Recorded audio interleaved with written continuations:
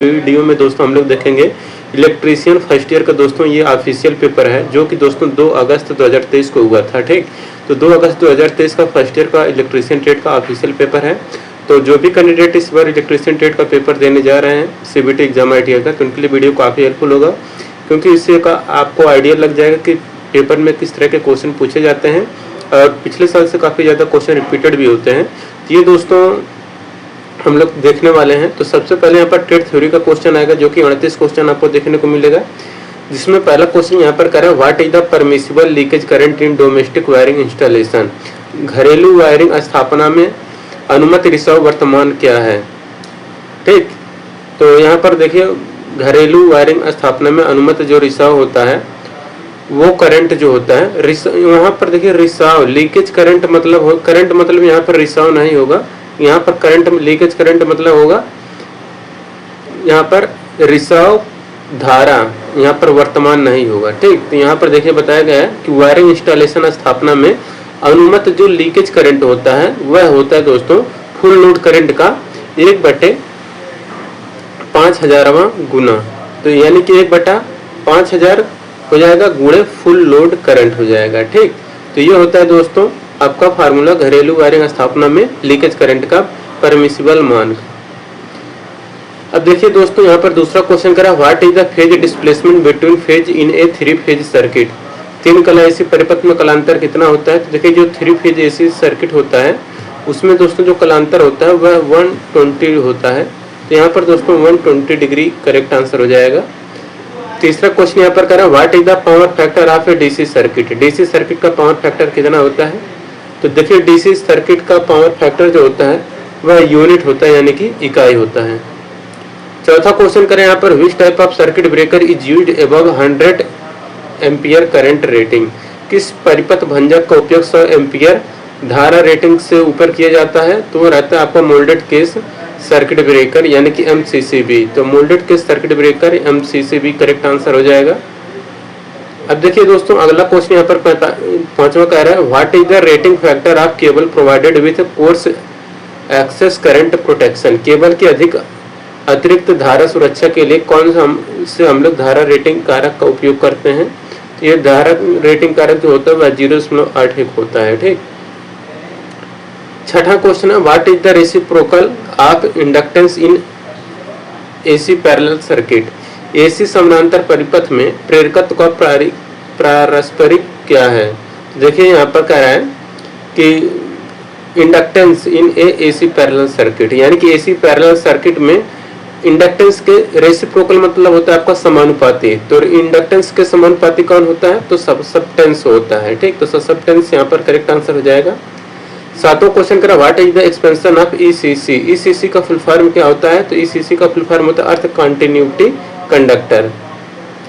8वां question करा, what is the type of test in the wiring installation. Wiring स्थापना में परीक्षण का प्रकार क्या है। तो देखिए वायरिंग स्थापना में ये जो आपको परीक्षण दिखाया गया है दोस्तों, ये जो परीक्षण है ये आपका कहलाता है insulation resistance test between conductor and earth.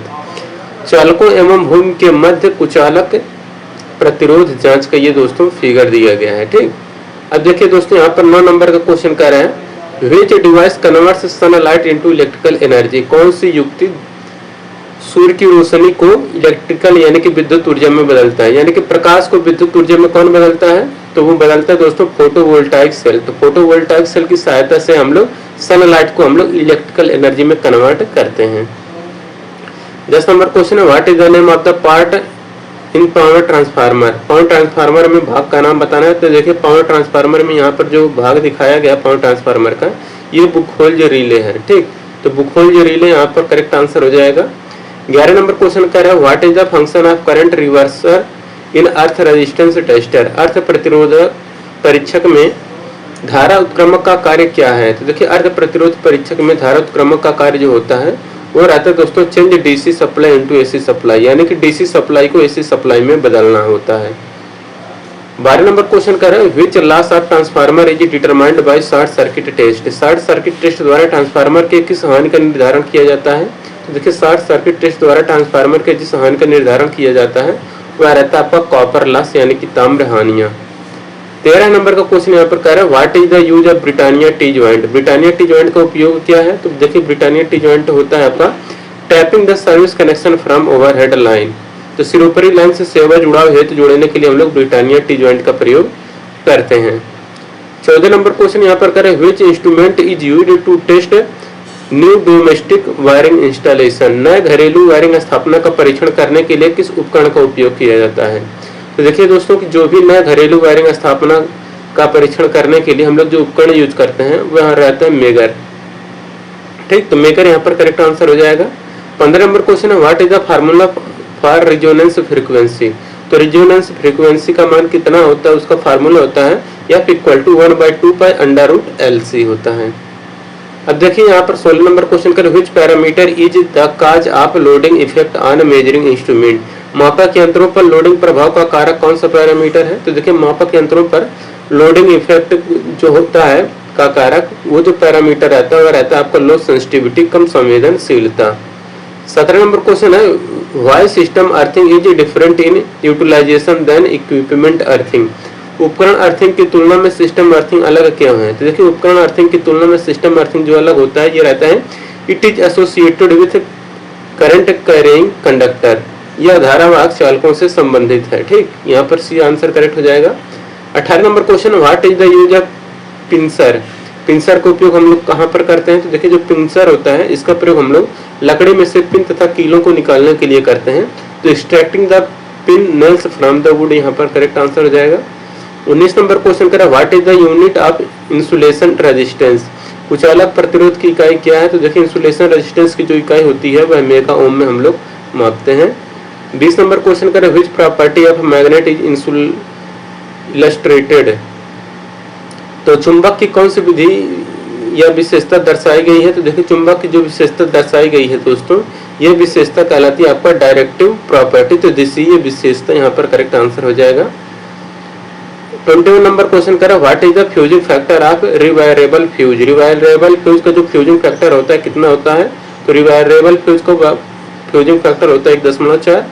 22 number question which principle cooking range cooks works. तो यहाँ की कौन सा सिद्धांत कुकिंग रेंज पर काम करता है? तो देखिए जो कुकिंग रेंज पर कार्य करता है वो रहता है by heating effect of electric current. Electric धारा के हीटिंग प्रभाव के द्वारा ही जो कुकिंग होता है वही होता है। प्रेशर कुकर समझ लीजिए वही इलेक्ट्रिक हीटर, धारा के हीटिंग प्रभाव। तो यहाँ पर कुकिंग रेंज की बात किया है प्रिंसिपल। तो ये देखिए heating effect of electric current. Electric current के हीटिंग इफेक्ट से संबंधित है के प्रभाव के द्वारा। ठीक, अब देखिए यहाँ पर अगला क्वेश्चन क्या कह रहा है। अगला क्वेश्चन यहाँ पर देखिए, ये थोड़ा छोटा कर दो, अब सही है। What is the formula to calculate the impedance Z of the RLC series circuit if the inductive reactance XL is less than capacitive reactance XC। RLC परिपथ में प्रतिबाधा Z की गणना करने का सूत्र क्या है? यदि प्रेरकी प्रतिघात और धारती प्रतिघात से कम है। यहाँ पर होगा Z = √R² plus XC minus XL का होल स्क्वायर। 24 नंबर का क्वेश्चन यहाँ पर देखिए कह रहा है what is the phase difference between 3 phase voltage system. 3 phase voltage system में के बीच फेज डिफरेंस कितना होता है? तो 3 फेज वोल्टेज सिस्टम में जो फेज डिफरेंस होता है वह 120 डिग्री होता है। अब देखिए यहाँ पर कह रहा है 25 नंबर का question what is the function of stirrer motor in microwave oven. Microwave oven में स्टीरर मोटर का कार्य क्या होता है? तो माइक्रोवेव ओवन में स्टीरर मोटर का कार्य होता है कि removals and reflects the electromagnetic energy, घूमता है और विद्युत चुंबकीय ऊर्जा को दर्शाता है। 26 number question which material is having negative temperature coefficient property. किस पदार्थ में ऋणात्मक तापमान गुणांक का गुण होता है? तो देखिए जिस पदार्थ में ऋणात्मक तापमान गुणांक का गुण होता है वह रहता है माइका। 27 नंबर क्वेश्चन यहाँ पर कह रहे हैं what is the reason of lamp glowing dim and motor running slow in a domestic wiring circuit. घरेलू वायरिंग सर्किट में लैंप चमक कम और मोटर धीमी गति से चलने का क्या कारण है? तो यह दोस्तों high value series resistance fault, उच्च मान श्रेणी परिपथ दोष। 20 नंबर क्वेश्चन करें where system earthing is done. System earthing कहाँ पर किया जाता है? तो सिस्टम अर्थिंग किया जाता है दोस्तों जनरेटिंग स्टेशन पर। 29 नंबर क्वेश्चन है, what does the letter Z indicates in the formula m equal to Z upon I T. तो ये फार्मूला किसको इंगित करता है?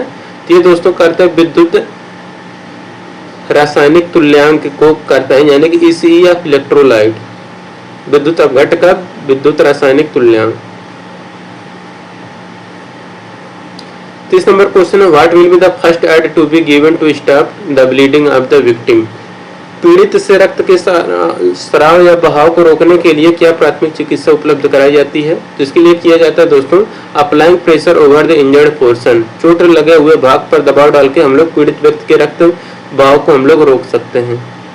31 नंबर क्वेश्चन है, which is determined by the crackle test of transformer oil. Transformer के तेल के क्रैकल टेस्ट से किसका निर्धारण किया जाता है? तो इसके द्वारा नमी यानी कि मॉइस्चर का निर्धारण किया जाता है। 32 number question, which part of the underground cable is protecting the metallic sheath against corrosion. भूमिगत केबल में कौन सा भाग धात्विक कवच को क्षरण से बचाता है? भूमिगत केबल में जो भाग धात्विक कवच को क्षरण से बचाता है वह रहता है आपका bedding. Option number C correct हो जाएगा, bedding. 33 number question, what is the part mark as X in BH curve. ये जो आपको बीएच कर्व दिखाया गया है इसमें ये एक्स पार्ट किसको दर्शा रहा है? तो ये एक्स पार्ट दोस्तों जो है ये आपका कोरोसिविटी कहलाता है। 34 नंबर क्वेश्चन करें, which device provides ignition voltage and act as choke in a HPSV lamp. कौन सा उपकरण चिंगारी वोल्टेज प्रदान करता है और एक HPSV दीपक में चोक के रूप में कार्य करता है? तो यह रहता है आपका लिंक ट्रांसफार्मर। तो रिसाव ट्रांसफार्मर आपका करेक्ट आंसर हो जाएगा। 35 नंबर क्वेश्चन करें, which is universally proportional to the resistance of a conductor. चालक के प्रतिरोध के व्युत्क्रमानुपाती क्या होता है? तो देखिए चालक के प्रतिरोध के व्युत्क्रमानुपाती जो होता है वो रहता है एरिया ऑफ क्रॉस सेक्शन अनुप्रस्थ काट का क्षेत्रफल। 36 नंबर क्वेश्चन करें, which power watt meter reads.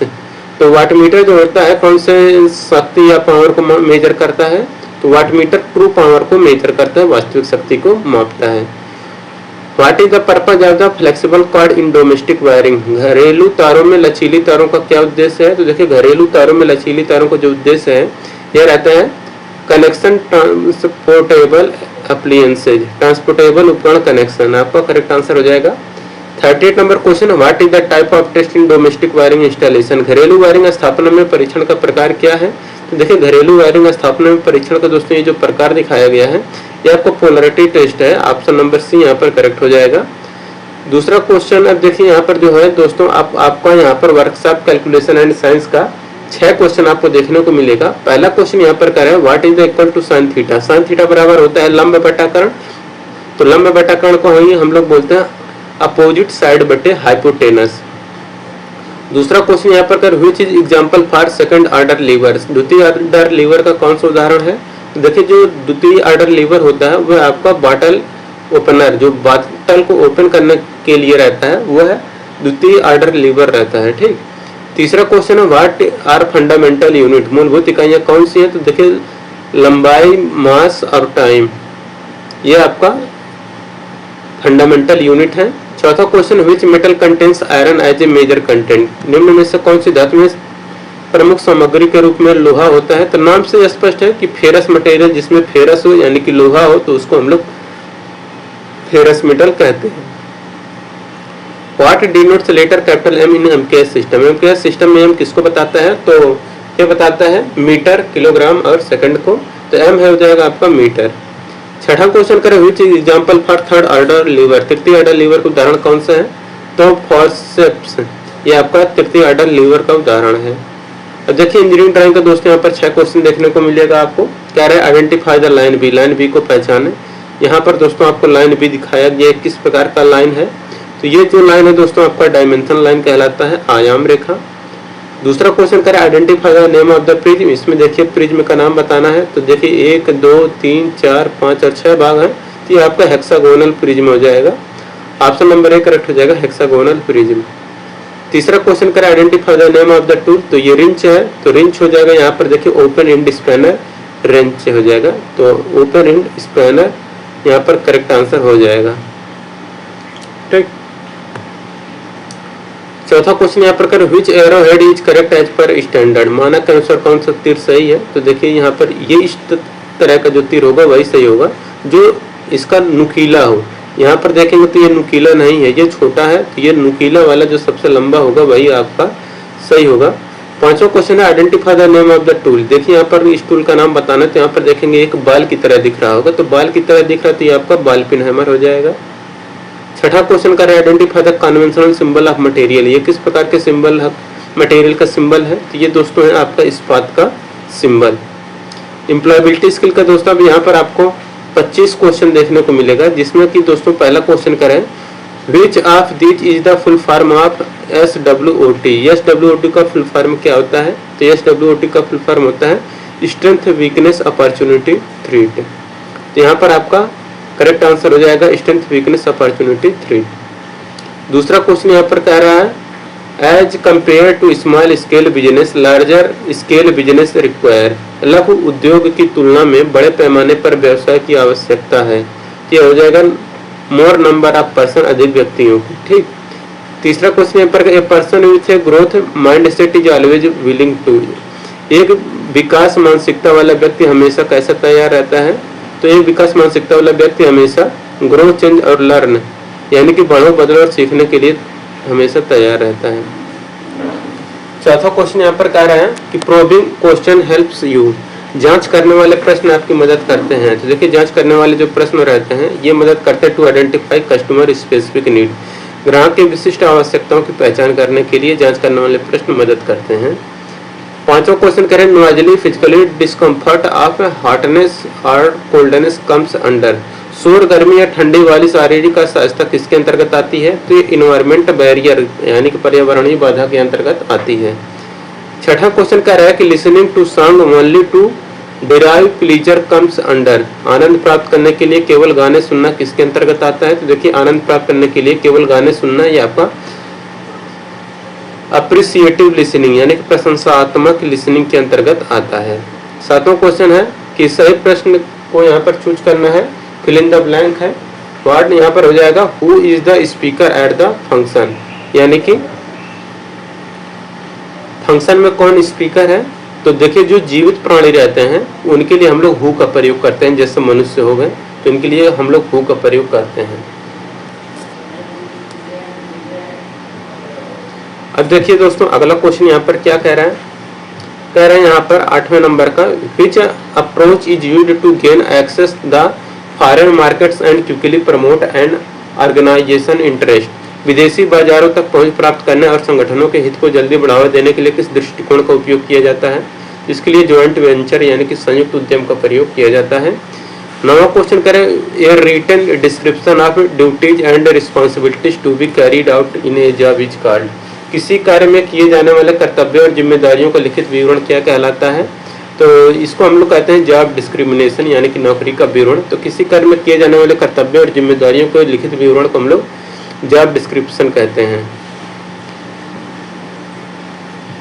अब देखिए यहाँ पर 10वां क्वेश्चन है वैल्यूज और मान क्या होते हैं, तो ये होते हैं motivates our attitude and action, हमारे दृष्टिकोण और कार्रवाई को प्रेरित करते हैं वैल्यूज। 11 नंबर क्वेश्चन है motivation is categorised into. Motivation को किस में वर्गीकृत किया जाता है, तो मोटिवेशन को हम लोग इंट्रिंसिक और एक्सट्रिंसिक यानी कि आंतरिक मोटिवेशन और बाह्य मोटिवेशन, जो आपके खुद के अंदर से होता है वो आपका आंतरिक मोटिवेशन है, और जो कोई अगला इंसान आपको मोटिवेट करता है तो वो आपका बाहरी मोटिवेशन होता है। तो इंट्रिंसिक और एक्सट्रिंसिक आपका करेक्ट आंसर हो जाएगा। 12 नंबर क्वेश्चन कर रहे हैं in face to face communication tone of voice accounts for. आमने सामने के संचार में टोन ऑफ वॉइस कितना % होता है, तो ये होता है 38%। जो है greeted the customer, choose which of the following statement you should use to complete the greeting। अपने ग्राहक को बधाई दी है ग्रीटिंग को पूरा करने के लिए आपको निम्न में से किस कथनों का उपयोग करना चाहिए, तो ये करना चाहिए कि how may I help you, मैं आपकी मदद कैसे कर सकता हूँ। 14 number question which one is not A conjunction, कौन सा कंजक्शन नहीं है, तो देखिए दो वाक्यों को जोड़ने के लिए कंजक्शन का प्रयोग किया जाता है, और कंजक्शन के लिए दो वाक्यों को जोड़ने के लिए हम लोग आर एंड और बट का प्रयोग कर देते हैं, लेकिन ऑन का प्रयोग कंजक्शन के रूप में नहीं करते हैं।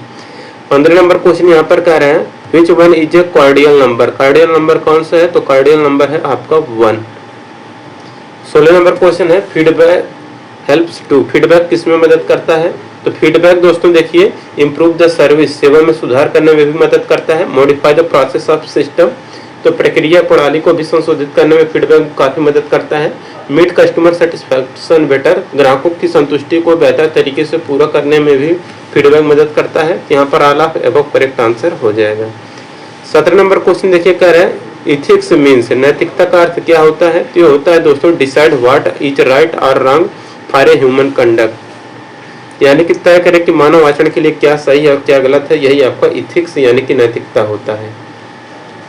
18 नंबर क्वेश्चन है word that is pronounced the same as another word but differ in meaning is called, वह शब्द जो किसी दूसरे शब्द के समान होता है लेकिन अर्थ में भिन्न होता है उसको हम लोग क्या कहते हैं? तो उसको हम लोग होमोफोन कहते हैं। कि जो शब्द एक दूसरे के समान होते हैं लेकिन अर्थ में भिन्न होते हैं उसको हम लोग होमोफोन कहते हैं। 19 नंबर क्वेश्चन है कि सीपीयू का फुल फॉर्म क्या होता है? तो सेंट्रल प्रोसेसिंग यूनिट होता है। The word that expresses a sudden and strong feeling is called, वह शब्द जो अचानक और मजबूत भावना व्यक्त करता है उसको हम लोग क्या कहते हैं? तो इसको हम लोग कहते हैं इंटरजेक्शन यानी कि विस्मयादिबोधक। 21 नंबर क्वेश्चन है the 4 stage of getting customer are, ग्राहक प्राप्त करने के 4 चरण कौन से हैं? तो एक्वाइजिशन, रिटेंशन, सेटिस्फैक्शन और इसके बाद है लॉयल्टी, यही ग्राहक प्राप्त करने के 4 चरण हैं।